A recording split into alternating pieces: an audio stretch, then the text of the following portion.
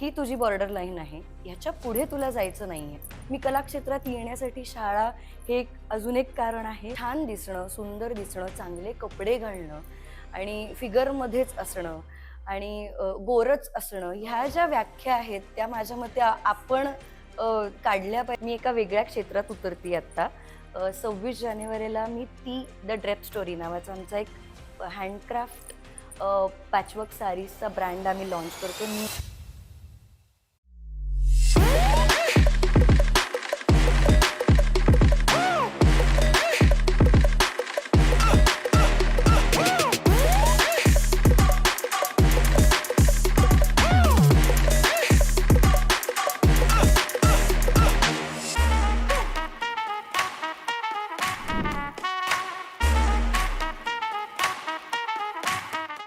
नमस्कार, मी advocate Neera Thadge, founder of Pune women's club. तुमचं सहर्ष स्वागत करत आहे पॉडकास्ट विथ नीरामध्ये. आज जितक्या लोकांना आम्ही भेटतोय तितका मला अजून आनंद होतो आहे, कारण इतके विषय मला तुमच्या समोर मांडायला मिळत आहेत, इतके कला, इतके नवनवीन गोष्टी मला तुमच्याबरोबर सांगायला मिळत आहेत, बोलायला मिळत आहेत. आणि काही जे माझ्या मनामध्ये गुपित किंवा एका साईडला ठेवलेल्या गोष्टी ज्या आहेत त्या गोष्टी मला आज इथे चर्चा करायला मिळतेय, ह्याच्यामुळे मला खूप आनंद होतो. जेव्हा एखादा कलाकार माझ्या समोर येऊन बसतो तेव्हा त्याला नक्की फील काय होतंय, लहानपणापासूनचा त्याचा आत्ताचा प्रवास आणि या पुढचा प्रवास तो कसा पाहतोय हे ऐकायला किंवा हे जाणून घ्यायला आणि आपलाही प्रवास त्यांच्याबरोबर मॅच होतोय की नाही हे पाहायला पण मला खूप आवडतं. तर अशीच एक कलाकार आज आपल्या बरोबर आहे, अशीच एक गोष्ट ती आपल्या बरोबर आज शेअर करणार आहे. आणि कलेतून तुम्ही स्वतःला कसं ओळखू शकता हे आज आपण ऐकणार आहोत सिद्धाकडून. खूप छान वाटतंय सिद्धा, तू आज इथे आली आहेस आणि खूप सुंदर दिसतेस तू आज. थँक्यू. अ, ज्या ज्या गोष्टींबद्दल आज आपण इथे बोलणार आहोत त्याच्याबद्दल तर आपण पुढे कंटिन्यू करूयात, पण त्याआधी सिद्धा कोण आहे हे आम्हाला ऐकायला आवडेल. ओके. नमस्कार, मी सिद्धा अंधळे बोरकर आणि थँक्यू पुणे वुमेन्स क्लब ज्यांनी मला इथे इन्व्हाइट केलं. नीरा, थँक्यू. खूप छान वाटतंय तुझ्याशी बोलताना आणि असं प्रसन्न वाटतंय तुझ्याशी बोलताना, आपलंसं वाटतंय. सो माझी जर्नी जर लहानपणापासून सांगायची झाली तर अ, खरं तर हे संस्कार मला माझ्या घरातून मिळाले. माझे बाबा पूर्वी नाटकात काम करायचे आणि आईला कलेची आवड होती. तिला डान्सची आवड होती. पण तिला कधी शिकता नाही आलं लहानपणी. घरची परिस्थिती म्हणा किंवा विचार म्हणा घरातल्यांचे, त्याच्यामुळे तिला कधी शिकता नाही आलं. त्यामुळे तिला ती आवड माझ्यामध्ये जोपासायची होती. त्यामुळे तिने मला 4थी पासून डान्सचा क्लास लावला होता. वाह! सो 4थी मध्ये पी-सी-एचला म्हणजे डेक्कनला रोहिणी भाटेंचा क्लास होता. ओ, सो वाव. तिथे मला आईनी पहिल्यांदा क्लासला टाकलं होतं आणि तिथून मी कथक शिकायला सुरुवात केली. कथक एका बाजूनी चालू होतं, शिकणं चालू होतं. अ, शाळा पण माझी ह्या सगळ्या माझी मी कला क्षेत्रात येण्यासाठी शाळा हे अजून एक कारण आहे. कारण मी अक्षरनंदन शाळेची विद्यार्थिनी आहे. सो अक्षरनंदन शाळा ही कायमच वेगवेगळ्या क्षेत्रात ल्या मुलांना घडवत असते असं म्हणायला हरकत नाही. तर अ, बाबांचं लहानपणापासून मी फोटोज बघणं, त्यांचं मी थोडी मोठी झाल्यावर बाबांचं काम करणं बंद झालं होतं. पण तरी मला माहिती होतं, की आपले बाबा नाटकात काम करतात. त्यामुळे लहानपणी मला नाटक बघायला नेणं, हे करणं, या सगळ्या गोष्टी ते करायचे. त्यामुळे मला ते बघून असं वाटलं, की अरे हे छान आहे. आपल्याला हे बघण्यात आनंद मिळतोय. करण्यात काय वाटेल आपल्याला? तर पण तरीही ते एक जे बालवय असतं, बालपण असतं, तर मी दर सुट्टीमध्ये 2 महिने सुट्टी लागली, की मामाकडे जायचं. पिंपरीला माझा मामा आहे, तिथे जायचं आणि तिथे भावंडांबरोबर खेळणं हे चालूच आहे. 7वीत असताना मला आईचा सुट्टीत मधल्या मे महिन्यामध्ये फोन आला. लँडलाईन होते त्यावेळेस. तर लँडलाईन वर फोन आला, की "सिद्धा, सुदर्शनला एक वर्कशॉप आहे ग्रिप्स थिएटरचं.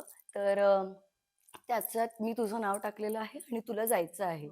आणि मला पहिल्यांदा असं झालं, मी भांडले होते आईशी. म्हटलं, "मला नाही जायचंय. मला खेळायचंय, माझी सुट्टी आहे." 7वीत होते मी. "मला खेळायचंय, माझी सुट्टी आहे." आणि मी एकुलती एक असल्यामुळे माझ्या घरी आई-बाबा आणि मी हो, तिघंच. हो, त्यामुळे हो. भावंड ही माझ्यासाठी खूपच हे होतं, की मला लोकांमध्ये राहायचंय, मज्जा करायची आहे, असं होतं. तर त्यामुळे पहिले तो आईचा आणि माझा फोन कॉल, त्याच्यात तो वाद. मग नाही, काही झालं तरी तू यायचंच आहेस परत. सुट्टीत मी घरी गेले. विभावरी देशपांडेचं वर्कशॉप होतं ते पहिलं आणि तिथे मी अ, गेले आणि गेल्यानंतर मी तिथलीच झाले. म्हणजे मला असं सुदर्शनचे वर्कशॉप्स खूप भारी असायचे, खूप. I know, I know. ते आजकाल मिळणं म्हणजे आपण नाही हे करू शकत इतकं. हो, बरोबर. सो तेव्हा मला असं झालं होतं, की आता असं वाटतंय, की आई थँक यू तू हे केलंस त्याबद्दल. तर तेव्हा त्या वर्कशॉपला गेले.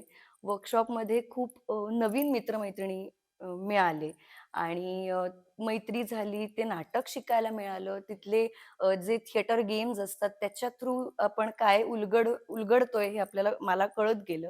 एक लेयर्स. त्याच्यानंतर छान छोटे वाईट मोठे नाटक केलं रंगा गोडबोलेंनी लिहिलेलं आणि म्हणजे त्यांचा जो ग्रिप्स थिएटर फेस्टिव्हल असतो त्यामध्येही परफॉर्म केलेलं आहे आणि बरेच वर्ष मग मी सुदर्शनमध्ये काम करत होते. प्रोजेक्ट अदिती विभावरी देशपांडे चं नाटक होतं विभाताईचं, प्रोजेक्ट अदिती नावाचं. तर त्या त्या टीममध्येही मी होते आणि मी काम करत होते. सो 2 टीम होत्या. त्यातली एक टीम दुसरी टीम जी होती त्याच्यामध्ये मी होते. सो तिथून मग माझा प्रवास चालू झाला. सो नाटक आणि नृत्य असं सायमल्टेनियसली चालू होतं. वेळ कुठे आली करियर निवडायची, तर मी अक्षरनंदन शाळा आणि माझ्या आई-बाबांचे विचार ह्या गोष्टीमुळे जसं शाळेने मुलं घडवली तसे पालकही घडवले. त्याच्यामुळे माझ्या आई-बाबांनी मला कायमच फ्रीडम दिला होता ह्या गोष्टीसाठी, की तुला जे करायचं ते कर, पण जे करायचं ते उत्तम कर. उगाच कुठेही म्हणजे भरकटत जायचं नाही. म्हणून मग मी 10वीतच ठरवलं होतं. म्हणजे मला साधारण 9वीत आयडिया आली होती, की कारण मी तेव्हा शाळेत असताना भैरवी अ, पुरंदरे, जी बाबासाहेब पुरंदरेंची सून आहे, त्या नाटक बसवायच्या आणि त्यांच्याबरोबर C1100 नावाचं नाटक केलं होतं. पहिलं व्यावसायिक नाटक माझं आणि तर तेव्हा मग त्या आणि ते शाळे थ्रूच कास्टिंग झालं होतं त्या नाटकाचं. कारण त्या शाळेत यायच्या शिकवायला त्यामुळे. तेव्हा कळलं, की आपल्याला ह्याच्यात मजा येते. ते स्टेजवर उभं राहणं, ते लाईट्स, त्या ऑडियन्सच्या बरोबर. टाळ्या, हो. हे आपल्याला आवडतंय. सो म्हणून आणि त्या रिहर्सल्सच्या मजा. सो तेव्हाच मी ठरवलं होतं साधारण 9वीत मला आयडिया आली होती, की आपल्याला कला क्षेत्रातच जायचं आहे. सो 10वीला आय वॉज व्हेरी क्लिअर, की मला कितीही मार्क मिळाले, तरी मी आर्ट्सच घेणार आहे. तर आणि मला चांगले तसे मार्क्स होते. म्हणजे मी 75च्या पुढे होते. तरी सुद्धा ॲप्टिट्यूड टेस्टप्रमाणे बरेच करियर झाले होते. पण मी जे ठरवलं होतं तेच मी घेतलं. मी फर्ग्युसनला आर्ट्समधनं आर्ट्सला गेले आणि तिथेही का मला जायचं होतं कारण मला नाटक करायचं होतं. सो फर्ग्युसन त्यासाठी बेस्ट आहे. I know, I know. आणि मला म्हणजे ॲडमिशन झाली. मी तिथे नाटक करायला लागले. मग विनोद उत्तम करंडक म्हणा, पुरुषोत्तम म्हणा, सगळे सकाळ करंडक म्हणा, ह्या सगळ्या करंडकांमधनं मी पार्टिसिपेट करत होते. आणि 11वीत असताना मी 75 वर्षाच्या बाईची भूमिका केली होती. आणि खूप जणांनी मला आल्यानंतर जेव्हा विचारलं, की "तू कितवीत आहेस?" कारण आमचे सीनियर्स जे होते तर ते म्हणले, की "ही कोण आहे? ही कितवीत आहे? आणि तू एस-वायला आहेस का टी-वायला आहेस?" पण मी दिसत लहान होते. म्हणजे मेकअप वगैरे काढल्यानंतर मी दिसत लहान होते. तर पर्ण त्यावेळेस माझी सीनियर होती आणि पर्ण पेठे. तर पर्णनी मला विचारलं होतं, "तू नक्की कितवीत आहेस?" तर मी म्हटलं, "अगं मी आत्ता 11वीला आली आहे." अगं अजिबातच वाटलं नाही. "खूप छान काम केलंस तू." म्हणजे 11वीत एवढ्या मोठ्या बाईची भूमिका करणं आणि सीरियस नाटक होतं खूप ते. तर हे पेलणं खूपच मला आवडलं. ती म्हणली, "काम आवडलं." सो ते एक. त्याच्यानंतर मग मी डान्स शिकतच होते. तर 12वी नंतर मला ललित कला केंद्र कळलं होतं, की पुणे युनिव्हर्सिटीमध्ये ललित कला केंद्र एक विभाग आहे, जो पूर्णपणे कला या विषयांवरच तुम्ही ग्रॅज्युएशन करू शकता. सो तेव्हा मग माझं हे झालं होतं, की नाटकात ग्रॅज्युएशन करायचं, की डान्समध्ये करायचं. पण शेवटी असा विचार केला, की डान्समध्ये अभिनयही आहे आणि डान्सही आहे. पण नाटकात प्रत्येक वेळेस डान्स असेल असं नाही आणि नाटक मी बाहेरून करत होते, मी वर्कशॉप शिकत होते. पण डान्स आपण जर थिअरेटिकली शिकलो, तर आपल्याला त्याचा पुढे उपयोग होईल. म्हणून मग ललित कला केंद्राला ॲडमिशन मिळाली. कारण वाह! ती प्रोसेस खूप अवघड आहे ललितला ॲडमिशन मिळवण्याची. सिलेक्शन खूप अवघड आहे.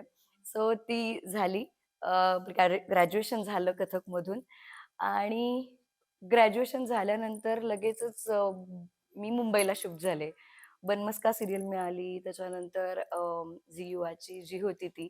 त्याच्यानंतर लक्ष सीरियल्सचे काही ट्रॅक्स. सो हे सगळं ग्रॅज्युएशन झाल्यानंतर आणि ग्रॅज्युएशनच्या काळात मी ज्या गुरूंकडे शिकत होते, त्या गुरूंकडे मी बरेच कथकचे प्रोग्राम्स करत होते. त्यामुळे तसं अल्टिमेटली मी स्टेजवर काम करत होते. मग तेव्हा पण मला माझ्या गुरूंनी सांगितलं होतं, की "तुझा अभिनय खूप छान आहे. म्हणजे ताल तर आहेच आहे, पण तुझा अभिनय खूप छान आहे." आणि माझा आपोआप अभिनयाकडे कल असल्यामुळे मला कुठलीही म्हणजे ताल करण्याच्या ऐवजी मला अभिनयाचा पार्ट करायला फार आवडायचं. मग त्याच्यानंतर मग मी ग्रॅज्युएट झाल्यानंतर मुंबईला गेले. सीरियल्स केल्या काही. तिकडनं परत पुण्यात आले. मग मला असं झालं, की आपण इथनंही काम करू शकतो. सो नाटक माझं सुटलं होतं मुंबईच्या काळात. कारण तेव्हा एवढ्या ओळखी नव्हत्या. नुकतीच मी तशीच ग्रॅज्युएट होऊन गेले होते. तर परत इथे पुण्यात आल्यावर नाटक सुरू केलं. मी लहानपणापासून ते आत्तापर्यंत जवळ एक 50 पेक्षाही जास्त प्रायोगिक नाटकं केली आहेत. प्रायोगिक नाटकं केल्यानंतर व्यावसायिक काही नाटकं केली आहेत, ज्याच्यातलं आत्ता चालू असलेलं बोक्या सातबंडे नावाचं नाटक आहे, विलाप थिएटरचं. सो ते मी करते आहे आणि लहान मुलांसाठीचं नाटक आहे, पण तितकंच ते मोठ्यांनाही रिलेट होतं. हां. सो ते मी करतीये आणि असा प्रवास चालू आहे. त्यात काही शॉर्ट फिल्म्स म्हणा, काही फिल्म्स असं हळू-हळू करतीये. स्ट्रगल चालू आहे आणि ते चालूच राहणार आहे.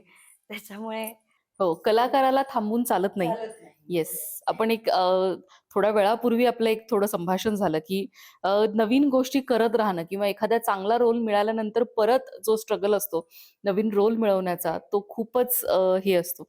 आणि इतक्या 50 आत्तापर्यंत तू नाटक त्याच्यापेक्षा जास्त केलेले आहेत. एवढे सगळे शोज किंवा त्याच्याबरोबर येणारा जी मेहनत आहे, ही कधीतरी पुढे जाऊन आपल्याला अनुभव तर देतेच, पण परत काम करण्याची एक ऊर्जा निर्माण करते. हे एक तुझ्या बोलण्यावरून आम्हाला आज कळालं.